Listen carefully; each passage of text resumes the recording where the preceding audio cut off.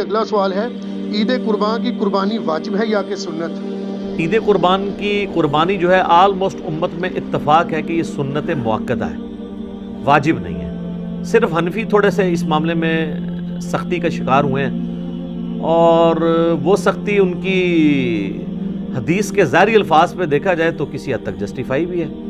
سنن ابن ماجہ میں حدیث ہے، المستدرک حاکم کے اندر موجود ہے، مسند امام احمد میں ہے، امام حاکم نے بھی اسے صحیح کہا، امام ذہبی نے بھی موافقت کی کہ جو لوگ استطاعت کے باوجود قربانی نہیں کرتے وہ ہماری عیدگاہوں سے دور رہیں۔ تو اس میں چونکہ ایک وعید ہے، اس کی وجہ سے امام حنیفہ کا یہ موقف ہے کہ عید قربان کی قربانی واجب ہے۔ لیکن ہم پہلے بھی آپ کو بتاتے ہیں کہ احادیث کو آپ نے صحابہ کے فہم کے مطابق دیکھ کے چلنا ہے، سلف کے فہم کے مطابق نہیں، صحابہ کے فہم کے مطابق۔ سلف تو امام حنیفہ بھی ہیں، انہوں نے فہم غلط لے لیا ہے، تو سلف کے فہم سے مراد ہے صحابہ کا فہم۔ صحابہ کا فہم یہ ہے کہ مصنف عبد الرزاق میں اور سنن الکبری البیہقی کے اندر موجود ہے کہ سیدنا ابو بکر اور عمر رضی اللہ عنہما بعض اوقات جان بوجھ کے عید قربان کی قربانی چھوڑ دیا کرتے تھے تاکہ لوگ اسے واجب نہ سمجھ لیں۔ تو عید قربان کی قربانی سنت ہے، واجب نہیں۔ اہل تشیع کے ہاں بھی یہ سنت ہے، واجب نہیں ہے۔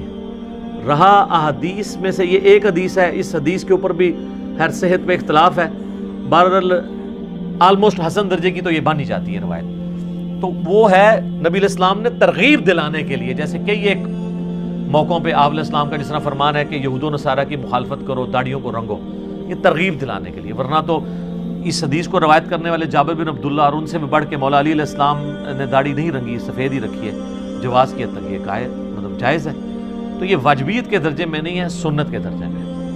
لیکن جس شخص کو اللہ تعالیٰ نے استطاعت دی ہے اسے ضرور قربانی کرنی چاہیے۔ میں یہ باتیں اس لیے نہیں کہہ رہا، اللہ کا شکر ہے کہ میں نے یعنی جب سے اس اعتبار سے صاحب استطاعت ہوں کہ میں نے خود سے کمانا شروع کیا ہے، یعنی 15 سال سے زیادہ ہو چکے ہیں، تو میری تو کسی سال میں بھی قربانی مس نہیں ہوئی ہے۔ نبی علیہ السلام نے بڑے اہتمام کے ساتھ کی ہے، حتیٰ کہ آپ صحیح مسلم میں جو آپ کے آخری حج کی حدیث ہے 2950، جس میں آپ کا فرمان ہے کہ میں اپنے بعد تم میں وہ چیز چھوڑ کے جا رہا ہوں جسے مضبوطی سے پکڑ لوگے، کبھی گمراہ نہیں ہوگے، وہ اللہ کی کتاب ہے۔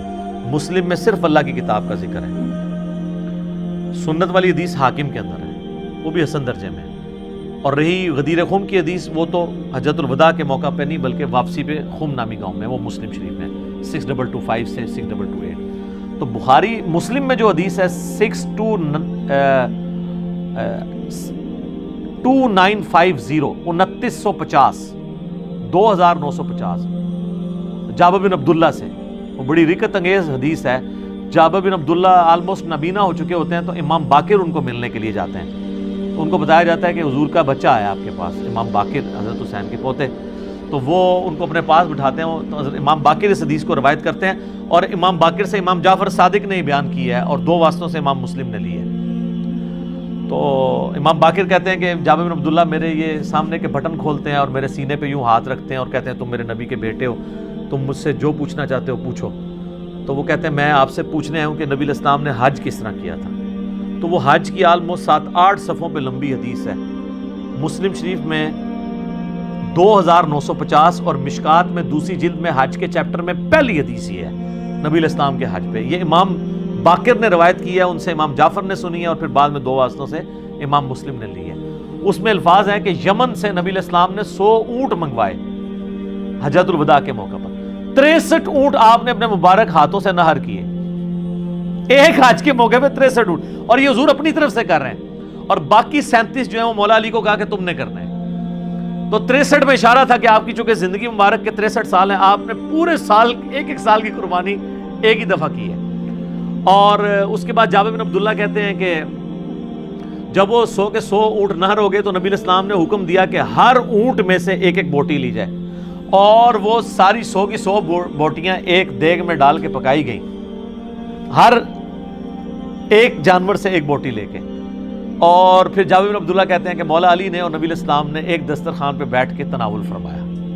ٹھیک ہے جی، تو وہ پوری کی پوری حدیث جو ہے نا بڑی رکت انگیز ہے پڑھنے والی، نبی علیہ السلام کے آخری حج کا بیان، حجۃ الوداع۔ اس سے بھی یہ بات پتہ چلی کہ نبی علیہ السلام نے اس سنت کا بڑا اہتمام کیا۔ لہٰذا اس چکروں میں تو پڑھنا ہی نہیں چاہیے کہ جناب واجب ہے یا سنت ہے. بھائی سنت ہے کریں گے. البتہ یہ ٹیکنیکل بحثیں اس لیے کی جاتی ہیں جب حنفیوں کی طرف سے زیادہ ایمفسائز کیا جاتا ہے اس مسئلے کے اوپر, اور بلکہ وہ تو ایک اور سٹیپ آگے چلے جاتے ہیں. وہ کہتے ہیں گھر میں جتنے لوگ الگ سے بھی صاحب استطاعت ہیں, کسی بیوی کے پاس سونا ہے تو وہ علیحدہ سے اپنی قربانی کرے گی, فلاں کرے گی, اور وہ بہت آگے چلے جاتے ہیں. اس لیے پھر یہ بحثیں جو ہے نا وہ سٹارٹ ہو جاتی ہیں. تو یہ سنت ہی ہے, واجب نہیں ہے, لیکن سنت مؤکدہ ہے, سنت دائمہ,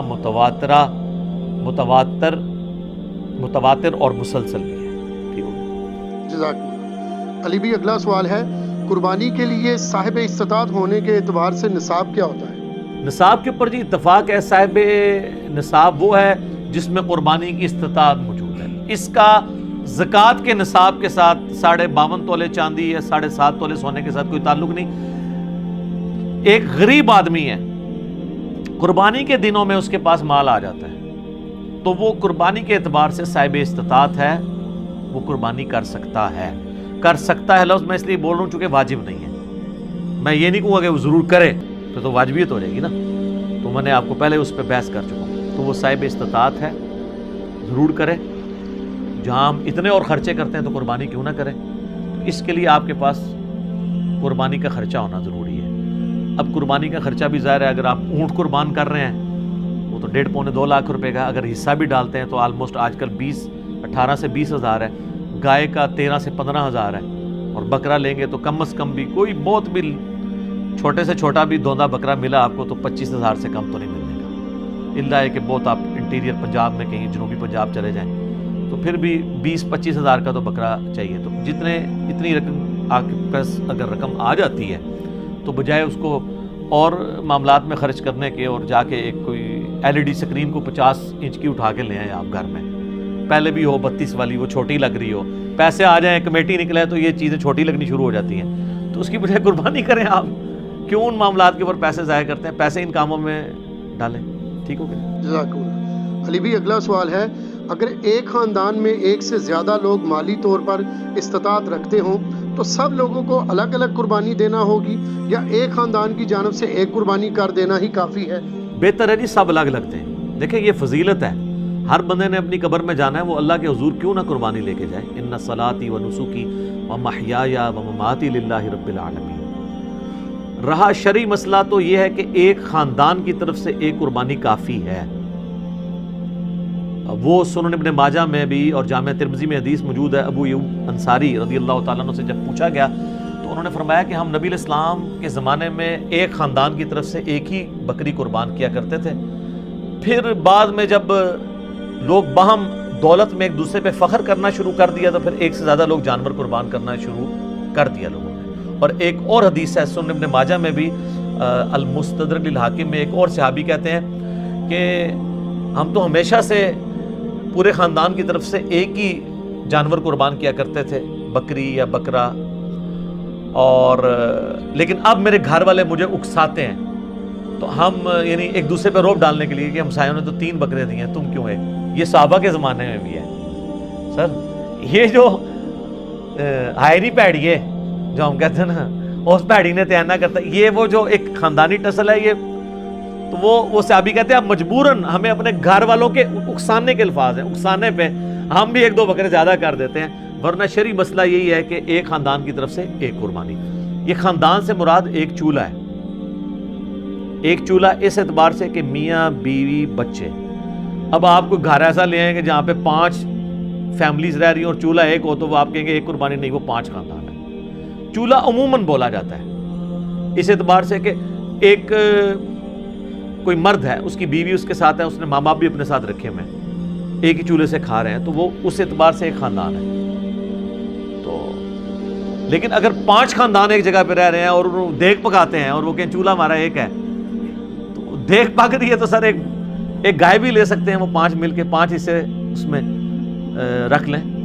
5 تو خیر کم سے کم ہے, زیادہ سے زیادہ 7 ہے. اچھا یہ بھی بعض لوگوں میں مشہور ہے کہ جی 7 ضروری پورے کر رہے ہیں, نہیں, 7 زیادہ سے زیادہ. ایک بندہ بھی ایک گائے دے سکتا ہے, 2 بندے بھی مل کے ایک گائے دے سکتے ہیں. بکرا نہیں 2 بندے مل کے دے سکتے, گائے. تو اگر 5 گھر میں خاندان ہے, ویسے خرچے ان کے علیحدہ علیحدہ ہیں, صرف ایک چولہا اکٹھا ہونے سے یہ نہیں ہوگا کہ ایک خاندان بنے گا. اب یہ تو نہیں ہے کہ بھی ایک بھائی کی سالی کی شادی آئی ہے تو دوسرا بھائی اس کے بچوں کو وہ بوٹ لے کے دے رہا ہے اور ساتھ جوڑا لے کے دے رہا ہے, وہ اپنے باقی خرچے بھی تو کر رہے ہیں نا. تو اس اعتبار سے اگر میاں بیوی بچے یہ ایک خاندان ہے, چاہے وہ 5 بھائی اکٹھے رہ رہے ہیں, چولہا اکٹھا جل رہا ہے, پھر بھی وہ 5 خاندان تصور ہوں گے. ہر ایک خاندان کو اپنی قربانی الگ سے دینی چاہیے اور اس سنت کے اوپر عمل کرنا چاہیے. ایک خاندان کی طرف سے ایک قربانی کر لینا کافی ہے. ٹھیک ہے.